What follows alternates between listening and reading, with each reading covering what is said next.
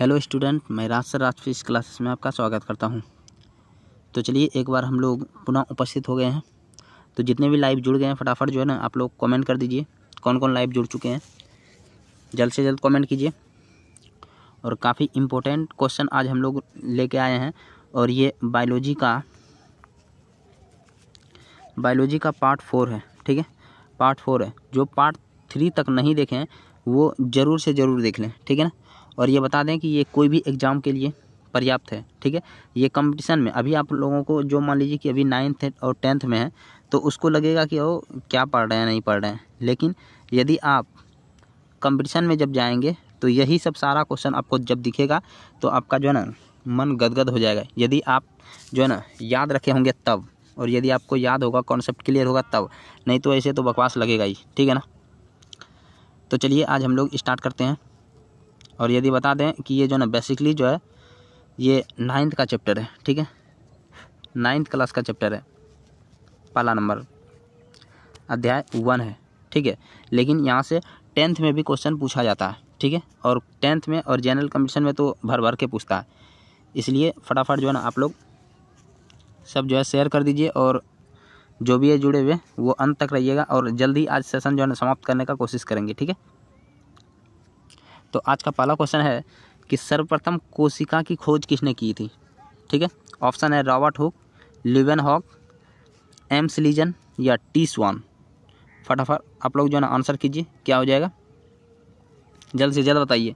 जितने भी जुड़े हैं फटाफट जो है ना शेयर कीजिए और जो है ना क्लास से जुड़ जाइए। जल्द से जल्द बताइए सर्वप्रथम जो है ना कोशिका का खोज किसने किया था। तो जो भी आंसर कर रहे हैं रॉबर्ट हुक तो वो बिल्कुल सही है। ठीक है, रॉबर्ट हुक जो किए हैं वो बिल्कुल सही है। और आप लोगों को बता दें कि जो कमेंट बॉक्स है, ठीक है ना, कमेंट बॉक्स में तो कमेंट करते हैं, लाइव में जो चैट कर रहे हैं तो चैट में कोई जो ना ऐसा है कि जो ना फालतू बात भी करते हैं। ठीक है, कुछ लड़का कल हमको कॉल भी किए थे फेसबुक से नंबर निकाल के। तो जो है मतलब कि आप लोग जो है ना लाइव में झगड़ा मत क्या कीजिए। ठीक है, पढ़ाई से आप लोग जो है ना कमेंट कीजिए तो बेटर है, नहीं तो हम कमेंट बॉक्स को ही ऑफ कर देंगे। ठीक है, तो चलिए जो है ना आप लोग जो है लड़ाई झगड़ा नहीं कीजिए और पढ़ाई में मन लगाइए।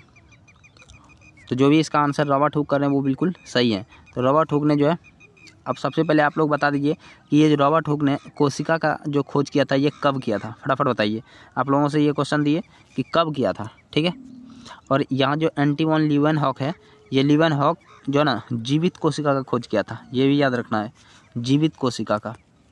ठीक है, और ये जो है ना कोशिका का जो खोज किया था रॉबर्ट हुक ने, ये जीवित नहीं था, ये मृत कोशिका था। ये आप लोगों को याद रखना है, ये कैसी कोशिका थी, मृत कोशिका थी। ठीक है ना, और जो लीवेनहॉक ने किया ये जीवित कोशिका थी। ठीक है, तो चलिए हम लोग चलते हैं नेक्स्ट क्वेश्चन पे। तो नेक्स्ट क्वेश्चन है कि जो है ना कोशिका की खोज कब हुई थी। देखिए अभी जो क्वेश्चन आपसे पूछे वही क्वेश्चन यहाँ भी दिया है, कोशिका की खोज कब हुई थी। तो फटाफट आप लोग जो है ना आंसर कीजिएगा। तो ऑप्शन दे रहे हैं आप लोगों को, तो ऑप्शन दिया हुआ है 1665, 1674, 1855 या 1940। तो अब गलत नहीं होना जाना चाहिए, फटाफट बताइए क्या हो जाएगा आंसर। 1665 जो आंसर कर रहे हैं वो बिल्कुल सही है। ठीक है, 1665 हो जाएगा। रॉबर्ट हुक ने सबसे पहले खोजा था। ठीक है, कॉर्क कोशिका से। तो याद रखना है जो है यहाँ 1665 ईस्वी में रॉबर्ट हुक। नेक्स्ट क्वेश्चन पे हम लोग चलते हैं। नेक्स्ट है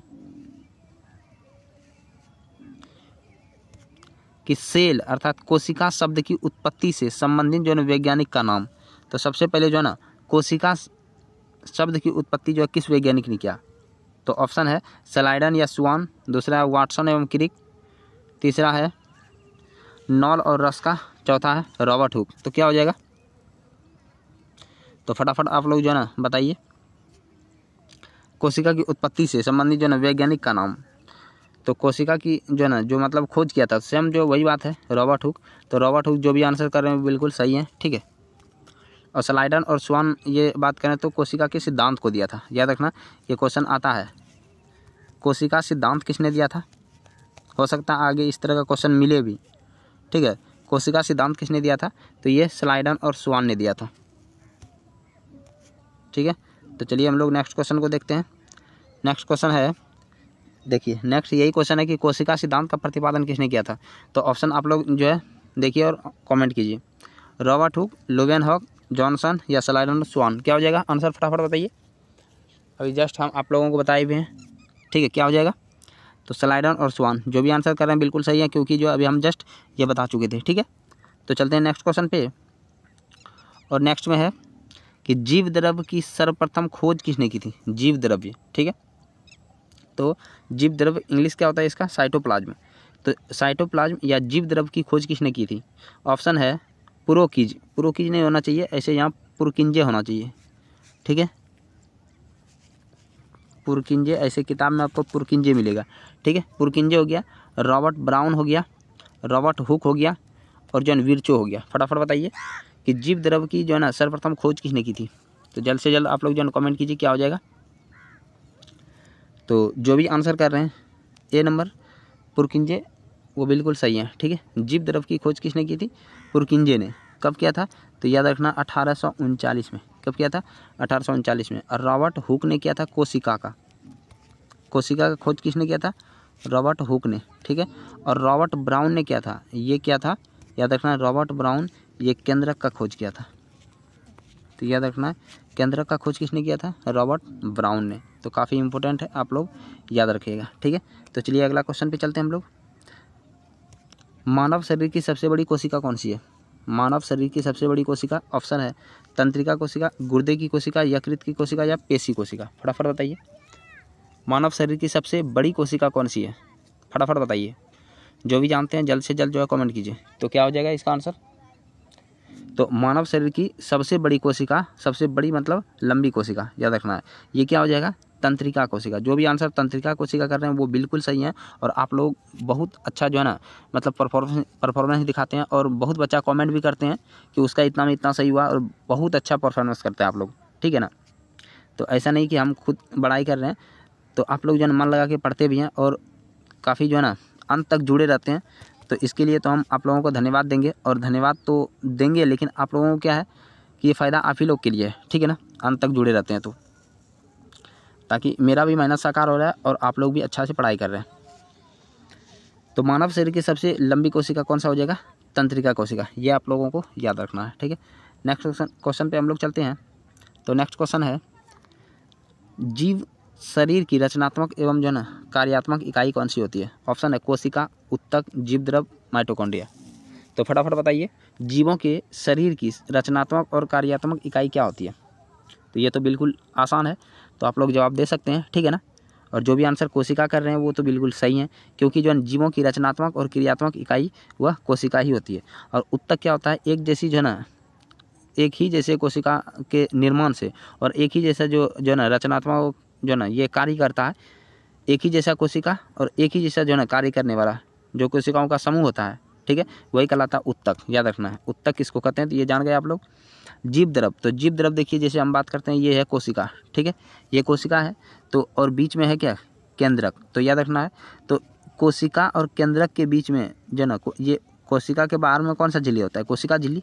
तो ये आप लोगों को याद रखना है, कोशिका झिल्ली, ये है कोशिका झिल्ली, ठीक है, कोशिका झिल्ली। और ये हो गया केंद्रक, क्या है, केंद्रक। बात करें कोशिका झिल्ली और केंद्रक के बीच में जो होता है ये कहलाता है जो है ना कोशिका द्रव। क्या कहलाता है, कोशिका द्रव। और जो है यहाँ पे है केंद्रक झिल्ली, ठीक है, यहाँ केंद्रक के अंदर में जो द्रव रहता है इसको कहते हैं केंद्रक द्रव। तो कोशिका द्रव और केंद्रक द्रव दोनों जब मिल जाता है तो टोटल मिला के दोनों जब मिलता है तो इसी को कहते हैं जीव द्रव। तो याद रखना है, देखिए फिर से एक बार बताते हैं कि ये कोशिका द्रव, ठीक है, ये हो गया कोशिका द्रव, और ये हो गया केंद्रक द्रव। तो दोनों जब मिलाते हैं तो उसी से बनता है जीव द्रव। तो यहाँ जो है जीव द्रव आप लोगों का कॉन्सेप्ट क्लियर हो गया, बता दिए। जीव द्रव का खोज 1839 में पुरकिंजे ने किया था, ठीक है।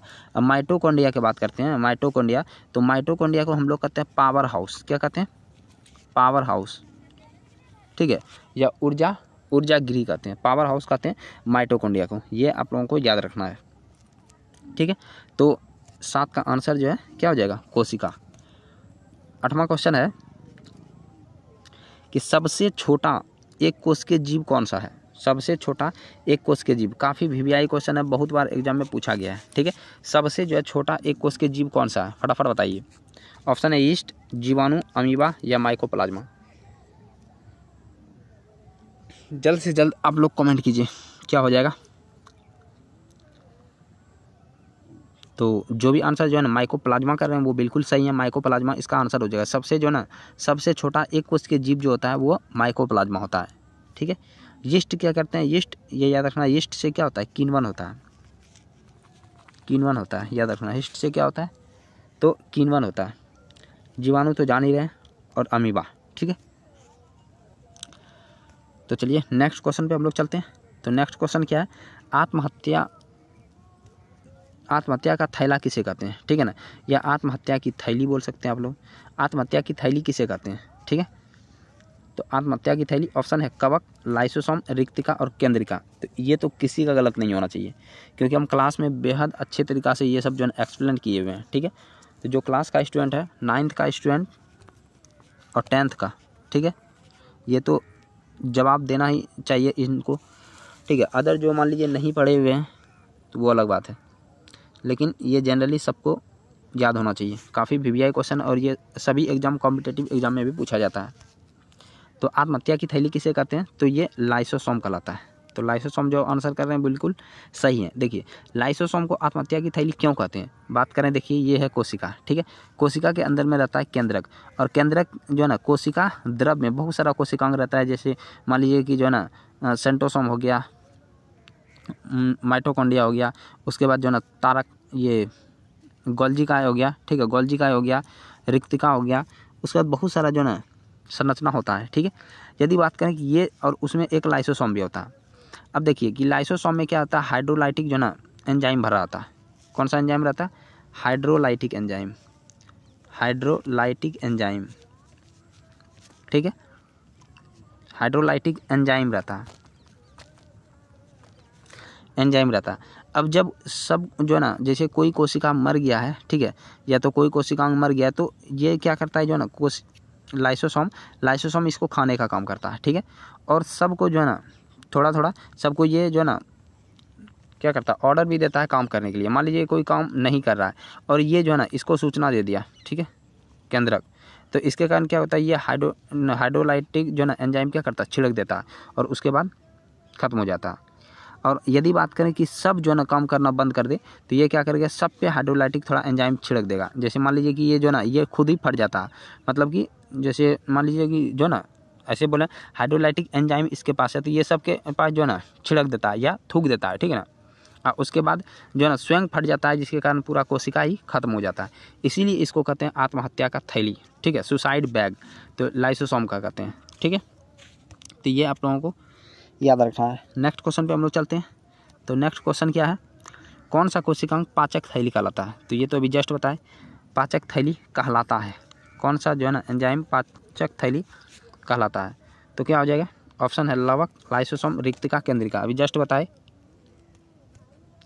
कि जो है पाचक थैली कौन सा हो जाएगा, यही पचाने का कार्य करता है, लाइसोसोम, ठीक है। लवक, तो लवक आप लोगों को बताए हुए थे कि लवक 3 प्रकार का होता है, ठीक है, लवक 3 प्रकार का होता है, हरित लवक, वर्णी लवक और वर्णी लवक। ये आप लोगों को याद रखना है, ठीक है। अगला क्वेश्चन पे चलते हैं हम लोग, और ये 11 नंबर क्वेश्चन है कि पादप कोशिका का रसोई घर किसे कहते हैं। काफ़ी वीवीआई क्वेश्चन है, ठीक है। पादप कोशिका का रसोई घर किसको कहते हैं, रसोई घर मतलब जहाँ खाना बनता है, ठीक है। तो ऑप्शन है लाइसोसोम, राइबोसोम, हरित लवक या वर्णी लवक। तो जल्द से जल्द आप लोग जो है कमेंट कीजिए। 9th का स्टूडेंट जो भी हैं तो वो तो कमेंट कीजिए, नेसेसरी है उसके लिए, ठीक है। तो जल्द से जल्द बताइए। और आप लोग काफ़ी जो है एक्टिव रहते हैं, जिसे देखकर हमको भी एक अलग प्रकार का एनर्जी मिल जाता है कि आज क्लास लेना है, ठीक है ना।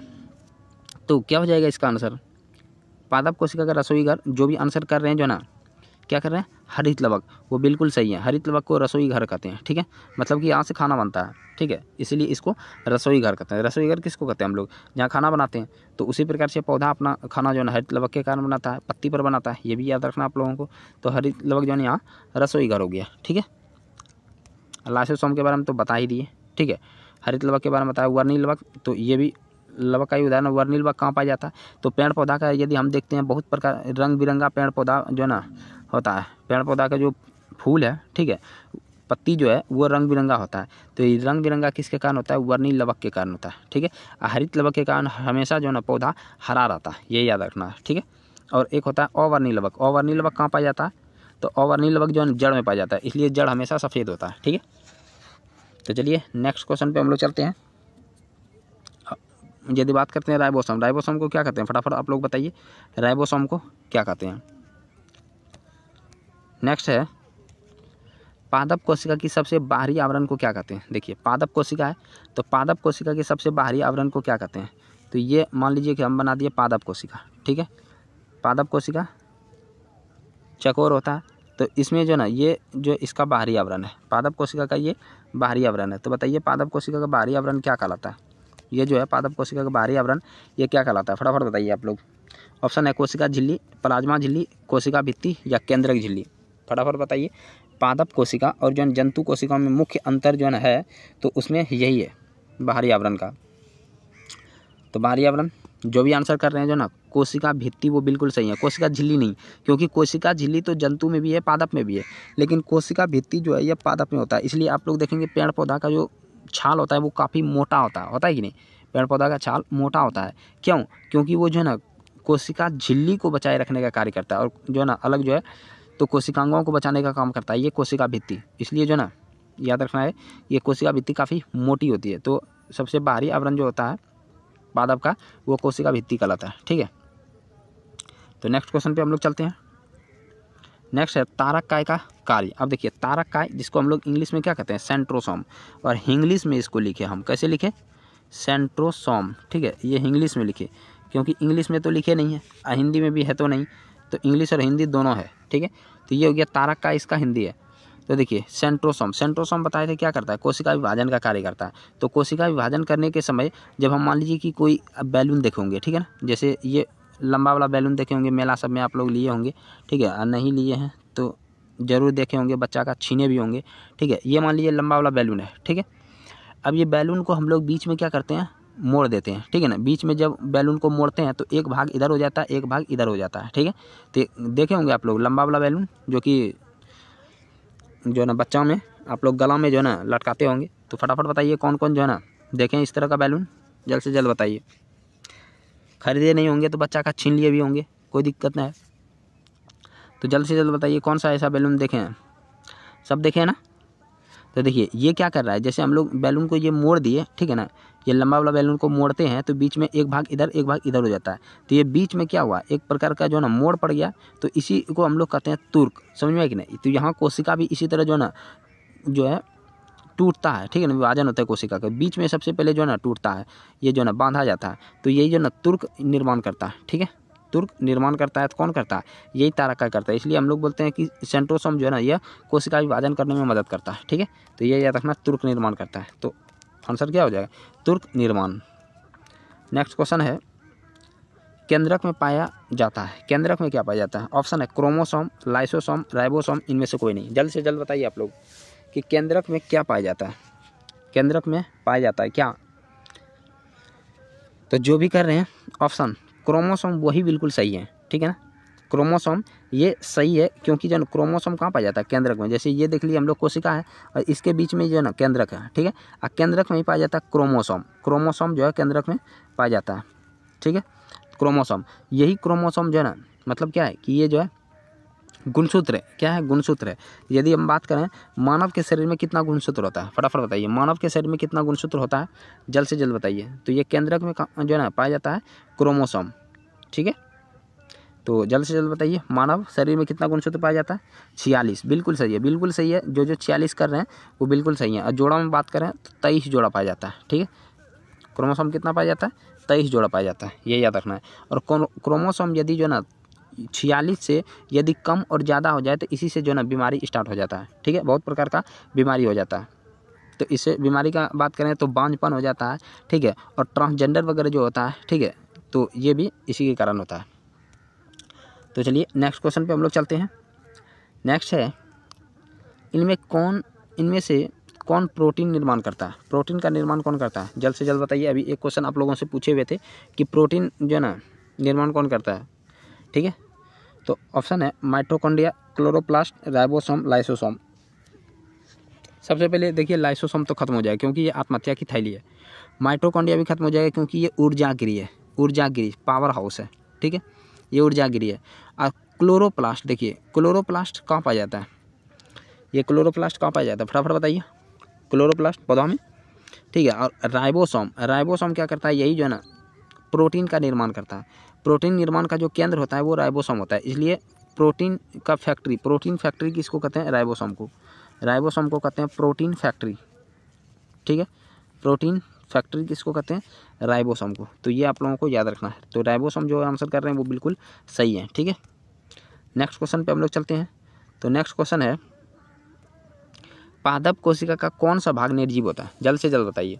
काफ़ी जो है ना इंपॉर्टेंट क्वेश्चन है और आसान भी है कि पादप कोशिका का कौन सा भाग निर्जीव होता है, ठीक है। निर्जीव कौन सा हो जाएगा, ऑप्शन है कोशिका भित्ति, कोशिका झिल्ली, केंद्रक झिल्ली या प्लाज्मा झिल्ली।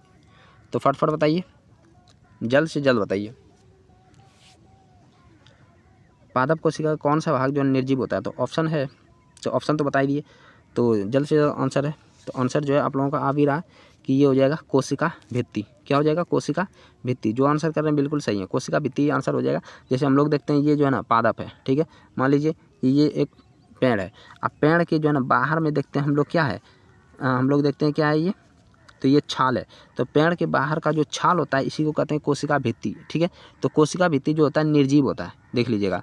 कोशिका भित्ति क्या होता है, निर्जीव होता है। यदि आप जो है ना पेड़ के छाल को खोद देंगे ना, मतलब कि हल्का सा जो है खोद के निकाल देंगे तो वो कभी भरेगा नहीं, ठीक है ना, वैसे रह जाता है। तो यहाँ क्योंकि सबसे इंपॉर्टेंट बात है कि पादप कोशिका में जो है ना सेंट्रोसोम नहीं पाया जाता। सेंट्रोसोम जब नहीं पाया जाएगा तो कोशिका का विभाजन होगा नहीं। इसलिए जब भी आप देखिएगा जो है ना गाछ को हल्का सा जो है किसी से मान लीजिए जो है ना काट दें तो वो हमेशा कटर आ जाता है, ठीक है, क्योंकि उसकी कोशिका में विभाजन नहीं होता। तो चलिए नेक्स्ट क्वेश्चन पे हम लोग चलते हैं। नेक्स्ट है तारक काय पाया जाता है। देखिए अभी जस्ट बताए तारक काय, इसी को कहते हैं सेंट्रोसोम। सेंट्रोसोम किस में पाया जाता है, अभी जस्ट बताए सेंट्रोसोम। ऑप्शन है कोशिका द्रव में, गुणसूत्र में, केंद्रक में और जो है ना केंद्रिका में। किस में पाया जाएगा, तारक काय किस में पाया जाएगा, फटाफट बताइए क्या हो जाएगा ऑप्शन। तो कौन सा हो जाएगा, जल्द से जल्द बताइए आप लोग। तो ये कोशिका द्रव में हो जाएगा। देखिए कोशिका द्रव में तो हम बताइए ये कोशिका है, ठीक है, और ये केंद्रक है, इसके बीच में जो द्रव होता है इसको कोशिका द्रव कहते हैं। इसी में जो है ना यहाँ पे तारक काय रहता है, ठीक है, यहीं पे तारक काय रहता है सेंट्रोसोम। तो ये रखना है क्या हो जाएगा, कोशिका द्रव, ठीक है, कोशिका द्रव। नेक्स्ट क्वेश्चन पे हम लोग चर्चा करें तो वर्णात्मक पारगम्य झिल्ली कहते हैं, किसको कहते हैं, वर्णात्मक पारगम्य झिल्ली, या इसी को कहते हैं हम लोग जो है ना अर्ध पारगम्य झिल्ली। वर्णात्मक मतलब हो गया कि चुन चुन के जाने देगा, ठीक है ना, किसको जाने देना है किसको नहीं देना है जाने के लिए, वो जो है ना ये झिल्ली है। तो जल्द से जल्द बताइए क्या हो जाएगा आंसर। ऑप्शन है कोशिका द्रव, केंद्रक, कोशिका झिल्ली, इनमें से कोई नहीं। तो जो आंसर कर रहे हैं कोशिका झिल्ली वो बिल्कुल सही है। कोशिका झिल्ली ये क्या करता है, ये जो ना चयनात्मक पारगम्य झिल्ली है। मतलब कि जैसे मान लीजिए कि ये कोशिका है, कोशिका के बाहर में कोशिका झिल्ली है, ठीक है, तो ये जो ना कोशिका के अंदर क्या जाने देगा क्या जाने नहीं देगा, ये इसी का जो है ना काम है। इसलिए इसको कोशिका का द्वारपाल कहते हैं। द्वारपाल क्या करता है, सबको जाने नहीं देता है, ठीक है, तो ये कोशिका का द्वारपाल कहलाता है। याद रखना कोशिका झिल्ली को कोशिका का द्वारपाल कहते हैं, कोशिका का द्वारपाल या दरबान, ठीक है। तो ये हो जाएगा कोशिका द्रव, सॉरी कोशिका झिल्ली। नेक्स्ट क्वेश्चन पे हम लोग चलते हैं। तो नेक्स्ट है पीले, नारंगी अथवा लाल रंग के रंजकों में कौन सा पदार्थ पाया जाता है, फटाफट बताइए। ऑप्शन है कैरोसिन, सेफ्रानिन, मैथालिन ब्लू और इनमें से कोई नहीं। तो ये आप लोगों के लिए अनजान क्वेश्चन होगा, ठीक है, ये थोड़ा सा अजनबी टाइप का लग रहा होगा आपको, अजनबी, ठीक है ना। ये कैसा लग रहा है आप लोगों को, अजनबी लग रहा है। तो जल्द से जल्द आंसर कीजिए अजनबी को। देखिए अजनबी से आप पार सकेंगे कि नहीं। तो कभी कभी जो ना मतलब कि अंदाज से भी सही होता है, तो लगा ही दीजिए अंदाज। तो चलिए इसका आंसर जो हो जाएगा कैरोसिन हो जाएगा, ठीक है ना। तो आप लोगों का अंदाज देखें कितना ज़बरदस्त है। तो कैरोसिन इसका क्या हो जाएगा, आंसर हो जाएगा, ठीक है। तो चलिए आज का हम लोग लास्ट क्वेश्चन देखेंगे, आज जल्दी हम लोग जो है ना समाप्त कर देंगे।